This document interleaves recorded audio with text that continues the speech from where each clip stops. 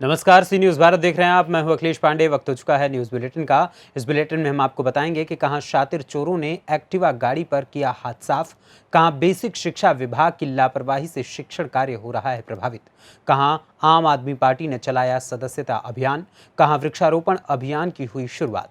ऐसी तमाम खबरों पर विस्तार से करेंगे चर्चा। तो चलिए शुरू करते हैं खबरों का सिलसिला।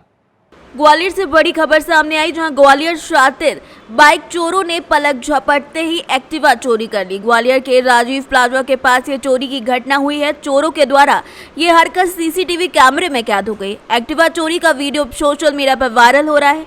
पुलिस के द्वारा दी जा रही जानकारी में बताया गया है कि अब जांच पड़ताल शुरू कर दी गई है। वायरल वीडियो में एक्टिवा चोरी करते हुए शातिर चोर साफ नजर आ रहा है, इसीलिए शातिर चोर को पकड़ा जा सकता है। लेकिन देखा जाए तो शहर में लगातार चोरी की घटनाएं बढ़ती जा रही हैं। ग्वालियर से सीनियर संवाददाता योगेश बिसारिया की रिपोर्ट। झांसी जनपद में बेसिक शिक्षा विभाग एक बार फिर से सुर्खियों में है। शिक्षण व्यवस्था प्रभावित हो रही है, बच्चों का भविष्य बर्बाद हो रहा है और जिम्मेदार अधिकारी मौन है। लगभग 8 महीने से प्रकरण चल रहा है, लेकिन उचित निस्तारण न होने के कारण शिक्षण कार्य प्रभावित हो रहा है। कभी मध्याह्न भोजन तो कभी विद्यालयों में अनियमित संचालन। लेकिन इस बार वित्तीय अनियमितता और जान माल की सुरक्षा के लिए जूनियर विद्यालय घगुआ में कार्यरत सहायक अध्यापक को क्रमिक अनशन पर बैठना पड़ा। विद्यालय में साथी अध्यापकों की लेट लतीफी और वित्तीय अनियमितताओं के संबंध में उच्च अधिकारियों को अवगत कराया गया, लेकिन उच्च अधिकारियों के द्वारा लगातार अनदेखी की गई, जिस कारण परेशान अध्यापक को मजबूर होकर क्रमिक अनशन पर बैठना पड़ा है। मैडम, आपके ऑफिस के बाहर एक अध्यापक बैठे हैं। जी। अभी वो क्रमिक अनशन कर रहे हैं। कल से उनकी मांग पूरी नहीं हुई तो आमरण अनशन करेंगे। क्या कहना है आपका? देखिए, पहली बात तो वो 28 तारीख से कर रहे हैं और उनको हमने मनाने की, समझाने की कोशिश करी है कि आप अंदर आ जाइए कि कोई दिक्कत ना हो जाए, लेकिन वो समझ नहीं रहे और उनकी मांगें ऐसी हैं जिनको हमारे स्तर से पूरा नहीं किया जा सकता है। 5 बिंदुओं की उनकी मांग है। स्थानांतरण, बताइए। उनका अध्यापकों से कुछ साहब जो उनके साथ रहते हैं, पढ़ा रहे हैं, उनकी उनसे लड़ाई चल रही है। तो ऐसे में बच्चों की भविष्य के साथ खिलवाड़ हो रहा है मैडम। तो आपके द्वारा क्या उचित कार्यवाही की जाएगी? जो इनके स्कूल में प्रधानाध्यापिका हैं, उनसे भी हमारी बात हुई है और इसके संबंध में अपने खंड शिक्षा अधिकारी को निर्देशित कर दिया, जांच अधिकारी बना दिया। वो जांच रिपोर्ट देंगे, उसके आधार पर हम कार्रवाई करेंगे। ठीक है। क्या नाम है आपका? मैं गौरव तिवारी। आज आप जिला बेसिक शिक्षा कार्यालय बैठे हुए धरने पर, क्या कारण है? समस्या ये है कि सर, हमारे विद्यालय में 2 महिलाएं हैं। एक इंचार्ज हेडमास्टर हैं, एक सहायक अध्यापिका हैं। ये लोग अनियमितताएं बरतते हैं, विधि विरुद्ध कार्यशैली है, विलम्ब से विद्यालय आना है और शासकीय संपत्ति वहाँ जो भी है वित्तीय भ्रष्टाचार है उसमें संलिप्त हैं। मैंने इसकी शिकायत विभिन्न स्तरों पे की। पहले मैंने हाई कोर्ट में की, इसके बाद मैं इसके पूर्व जिलाधिकारी महोदय के यहाँ गया, कमिश्नर साहब के यहाँ गया, BSS साहब से की, AD BSS साहब से की, जिलाधिकारी महोदय से की और भी अन्य चैनल्स पे की। उस शिकायत में मंडलायुक्त महोदय के आदेश पर CDO साहब की अध्यक्षता में एक मीटिंग गठित हुई टीम और मुख्य पशु चिकित्सा अधिकारी हमारे यहाँ विद्यालय में गए। उन्होंने जाँच की। उसमें ये महिलाएँ जुलाई, अगस्त, सितंबर 2021 लगातार 3 माह ऑफिस में अपने विद्यालय में विलम्ब से पहुंचने का उसमें लिखा गया, पाई गई विलम्ब से पहुंचा।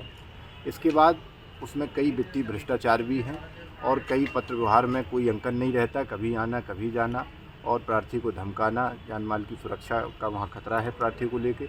और पिछले अभी 29 दिसंबर को उसी प्रांगण में स्कूल में शासकीय संपत्ति को नुकसान पहुँचाया गया। किसके द्वारा पहुँचाया गया ये भी जाँच का विषय है और उस संपत्ति का जो नुकसान पहुंचाया गया उसका वीडियो बनाया जाता है हमारे यहाँ इंचार्ज हेडमास्टर ने श्रीमती सुनीता कुशवाहा जी के द्वारा। और उसमें ये कहा जाता है कि संपत्ति का नुकसान अपरोक्ष रूप से मैंने पहुंचाया है, जबकि मेरी ड्यूटी विद्यालय विवाद के कारण किसी अन्य विद्यालय में लक्ष्मणपुरा में लगाई गई थी। तो जब मेरी ड्यूटी लक्ष्मणपुरा में है तो मैं कैसे नुकसान पहुँचा सकता हूँ? दूसरी बात यह है कि मंडलायुक्त महोदय की जाँच में लिखा है कि महिलाएँ 3 माह लगातार विलम्ब से आईं। विभाग ने यहाँ BSc स्तर पे जो जांच हुई उसमें लिख दिया गया कि महिलाएं कुछ दिन विलम्ब से आईं। इस प्रकार से उस बचा लिया गया उनको। आज वही स्थिति है कि जब वहाँ विवाद है। झांसी से सी न्यूज़ संवाददाता धीरेन्द्र सोनी की रिपोर्ट। आज लोरमी विधानसभा में आम आदमी पार्टी के कोषाध्यक्ष सरदार जगदीप सिंह अपने पार्टी के पदाधिकारियों से मिलने आए। साथ ही जगदीप ने सदस्यता अभियान भी चलाया। सदस्यता अभियान में शामिल लोरमा विधानसभा अध्यक्ष कमलेश जायसवाल, ब्लॉक अध्यक्ष पूर्णानंद साहू समेत कई लोग उपस्थित रहे। लोरमी से सीनियर संवाददाता शुभम की रिपोर्ट। 7वां ब्लॉक प्रमुख आशुवेंद्र सिंह और पूर्व ब्लॉक प्रमुख उमेश प्रताप सिंह के संयोजन में संपन्न हुए इस कार्यक्रम में बीडीओ शशि कुमार तिवारी, कृष्णपुर ताला प्रधान और 7वां ब्लॉक प्रधान संघ अध्यक्ष अमिताभ वाजपेयी के पति राजेश वाजपेयी, भाजपा जिला उपाध्यक्ष वीरेंद्र सिंह समेत कई लोग उपस्थित रहे। कार्यक्रम का संचालन ज्ञान शंकर शुक्ला ने किया। मंत्री दिनेश सिंह शुक्रवार को 7वां ब्लॉक सभागार में आयोजित पंचायत प्रतिनिधि सम्मेलन को संबोधित कर रहे थे। उत्तर प्रदेश के उद्यान, कृषि विपणन, कृषि विदेश व्यापार और कृषि निर्यात विभाग के राज्य मंत्री दिनेश प्रताप सिंह ने कहा कि क्षेत्र के किसानों और बागवानों की आय बढ़ाने के मकसद से हरचंदपुर विधानसभा क्षेत्र के 7वां ब्लॉक में कृषि मंडी और पॉली हाउस की स्थापना की जाएगी। मंडी में किसानों को उनकी उपज की भरपूर कीमत मिलेगी और पॉली हाउस से क्षेत्र में बागवानी का विस्तार होगा, जिससे बागवानों की माली हालत सुधरेगी। रायबरेली से सीनियर संवाददाता आशीष की रिपोर्ट।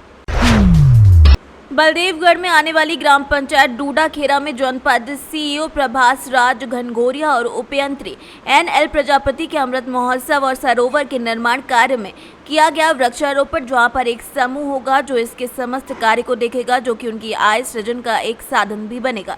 जो समूह यहां पर कार्यरत है उसको समस्त जिम्मेदारी दी गई है। तालाब की जो यहां पर मत्स्य उत्पादन करेंगे उनकी आय का भी एक साधन बनेगा। साथ ही लगाए गए नन्हे पौधे जब वृक्ष बनेंगे तो ये पर्यावरण स्वच्छ करेंगे।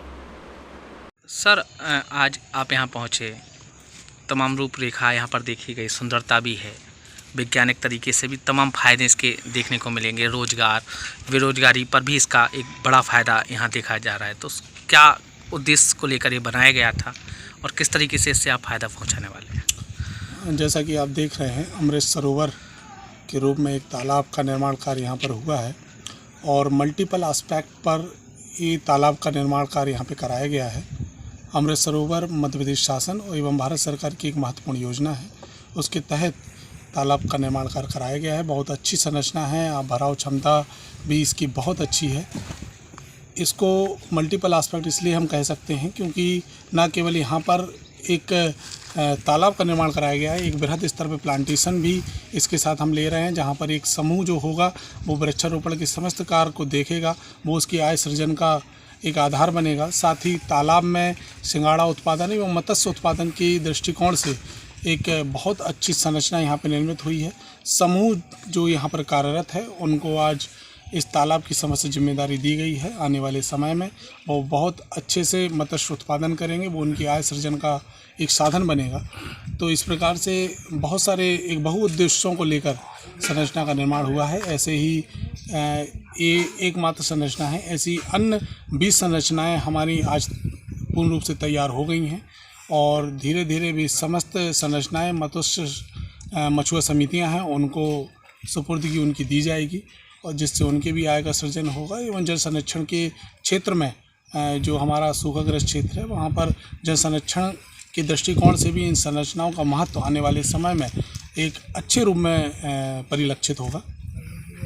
तालाब आपके यहाँ बना है, पहले यहाँ पर कैसे हालात थे और अब तालाब बन गया तो कैसी सुंदरता आई और अब क्या कुछ इससे आप लोगों को लाभ मिलने वाला है? पहले तो हमारे राम पहुँचे, सब जाना है। पहले ऐसे हालात थे, जो हमारी गायें थीं उनको यहाँ पानी नहीं मिलता था, तालाब नहीं थी और नज़दीक से खेती लगी हुई है, वहाँ पे पानी नहीं पहुँचता था। अब जो यहाँ पे तालाब बन गया है तो हमारे खेतों तक पानी नज़दीक पहुँच जाएगा और अपनी गायें भी यहाँ पे जाती रहेंगी। और हम लोग जो हैं समिति में हैं, मत्स्य समिति में, मेरा नाम बाबूलाल गौड़ है। वैसे तो आदिवासी लिखते हैं हम, और हम जो हैं इसमें बीज डालेंगे, गरीब हैं हम लोग तो इसमें अपना पालन पोषण करेंगे। तो करीब कितने लोग आप लोगों का परिवार इससे पल पाएगा, कितने लोग इससे प्रभावित हुए? कम 100-150 लोग हैं हम लोग, तो सबकी रोजी रोटी लग जाएगी इसमें और हम लोग अपने मतलब काम करेंगे उसमें और मछली पालेंगे करेंगे। बलदेवगढ़ से सीनियर संवाददाता राम सिंह यादव की रिपोर्ट। बिहार के औरंगाबाद जिला के माली बाजार में पंच मंदिर के सामने जय मां शारदे संगीत महाविद्यालय का उल्लासपूर्ण ढंग से आगाज हो गया है, शुभारंभ हो गया है। जय मां शारदे संगीत महाविद्यालय में गायन, नृत्य और वादन योग्य शिक्षकों के द्वारा सिखाया जा रहा है। बच्चों को शास्त्रीय संगीत के साथ साथ भोजपुरी, मगही, लोकगीत, हिंदी गायन और भक्ति जागरण आदि भी सिखाया जा रहा है। साथ ही गरीब बच्चों के लिए बिल्कुल मुफ्त व्यवस्था रहेगी। ये बातें संगीत महाविद्यालय के प्रोपराइटर ने बताई। सबसे पहले सावन के महीने में इसका शुभारंभ विद्वान पंडित के द्वारा किया गया। उसके बाद सभी को प्रसाद भी बांटा गया। संगीत महाविद्यालय के संगीत शिक्षक उमाकांत सिंह, बबलू कुमार सिंह, अरुण कुमार सिंह और शक्ति कुमार शिक्षकगण की देखरेख में महाविद्यालय में बच्चों को संगीत का हुनर सिखाया जाएगा। कार्यक्रम में कई ग्रामीणों के साथ कई बच्चे और युवा भी सम्मिलित हुए। बिहार से सीनियर संवाददाता रमाकांत सिंह की रिपोर्ट।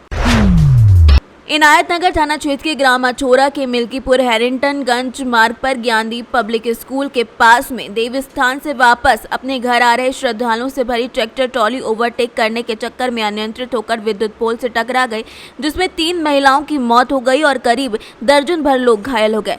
घायल लोगों की हालत चिंताजनक बताई जा रही है। मौके पर मिल्कीपुर एसडीएम और पुलिस क्षेत्राधिकारी के अलावा थाना पुलिस फोर्स और ग्रामीणों की मदद से घायलों को मिल्कीपुर सामुदायिक स्वास्थ्य केंद्र और हैरिंटनगंज सामुदायिक स्वास्थ्य केंद्र पर पहुंचाया गया है। वरिष्ठ पुलिस अधीक्षक ने मौका मुआयना कर घटना के बारे में जानकारी ली और अधीनस्थों को आवश्यक दिशा निर्देश दिए।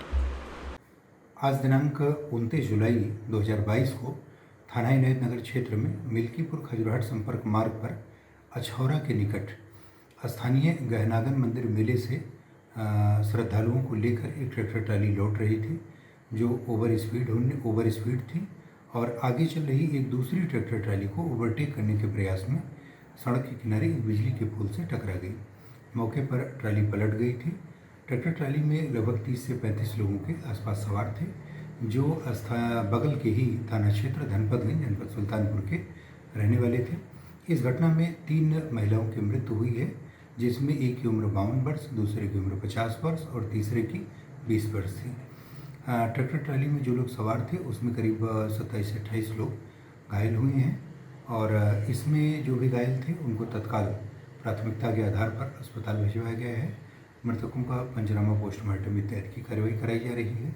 प्रशासन के स्तर पर इसमें जो भी सहयोग है और जो भी आवश्यक विधिक कार्रवाई हो प्राथमिकता के स्तर पर कराई जा रही है। अयोध्या से सीनियर संवाददाता सुनील तिवारी की रिपोर्ट। बांदा से इस वक्त की बड़ी खबर सामने आ रही है, जो अज्ञात कारणों से सिपाही ने फांसी लगाकर आत्महत्या कर ली। कवासिन थाना में तैनात था सिपाही। थाने के पीछे किराए के मकान में सिपाही रहता था। कुछ दिन पहले ही घर से वापस लौटा था। आवास में फांसी के फंदे से उसका शव लटका हुआ मिला है, जिसके बाद सूचना के बाद मौके पर पुलिस अधीक्षक भी पहुंचे और पुलिस ने शव को कब्जे में लेकर पोस्टमार्टम के लिए भेज दिया है। बांदा से सीनियर संवाददाता राम कृपाल की रिपोर्ट। इस वक्त की बड़ी खबर बुलंदशहर से सामने आ रही है, जहां बुलंदशहर में कहासुनी को लेकर युवक को चाकू से गोद दिया गया। चिकित्सकों ने घायल आकाश को हायर सेंटर रेफर किया है। आधा दर्जन हमलावरों ने घर में घुस की वारदात को अंजाम दिया। घटना के बाद हिंदू संगठन के कार्यकर्ताओं का हंगामा जारी है। गैर समुदाय के आधा दर्जन लोगों के खिलाफ मुकदमा दर्ज है। ये पूरा मामला जहांगीराबाद थाना क्षेत्र के गांव तौली का बताया जा रहा है। बुलंदशहर से सीनियर संवाददाता नितिन सिंह राजपूत की रिपोर्ट। फिलहाल इस बुलेटिन में इतना ही। देश दुनिया की तमाम खबरों के लिए देखते रहें सी न्यूज़ भारत। हर खबर आपके साथ, आपके हाथ।